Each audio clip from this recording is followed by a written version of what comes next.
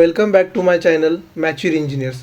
तर आजच्या व्हिडिओमध्ये बघणार आहेत आपण की आता आपली इन सेमिस्टर एक्झाम आहे ती कॅन्सल आहे का.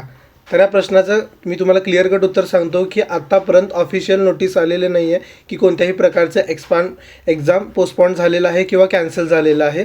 इन केस जर का एक्झाम कॅन्सल असती तर SPPUच्या ऑफिशियल ग्रुपवरती किंवा तुमच्या रिस्पेक्टिव्ह कॉलेजचा जो काही ऑफिशियल ग्रुप आहे त्याच्यावरती नोटीस आलं असतं.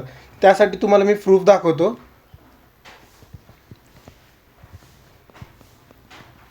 ओके, तर तुम्ही नाही का SPPUच्या ऑफिशियल वेबसाईटवरती बघू शकता. इथे नाही का न्यूज अँड अनाउन्समेंट सेक्शन तुम्हाला दिसत असेल.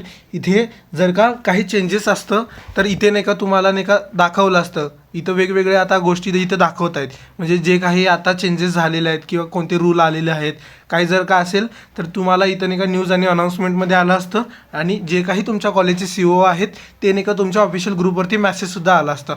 जोपर्यंत कॉलेजकडून किंवा युनिव्हर्सिटीकडनं ऑफिशियल मेसेज येत नाही तोवर कोणत्याही गोष्टीवरती विश्वास ठेवू नका. ओके, जो तुमचा उद्यापासून पेपर आहे त्याचा तुम्ही प्रिपरेशन चालू ठेवा. ओके, जो आता आपला ॲक्च्युअल टाईम टेबल होता हा जो ऑलरेडी पहिला SPPUचा टाईम टेबल आला होता तो ॲज इट इज राहणार आहे. जे काही रूल्स असतील रूल्समध्ये सुद्धा काहीही चेंजेस नाही आहे.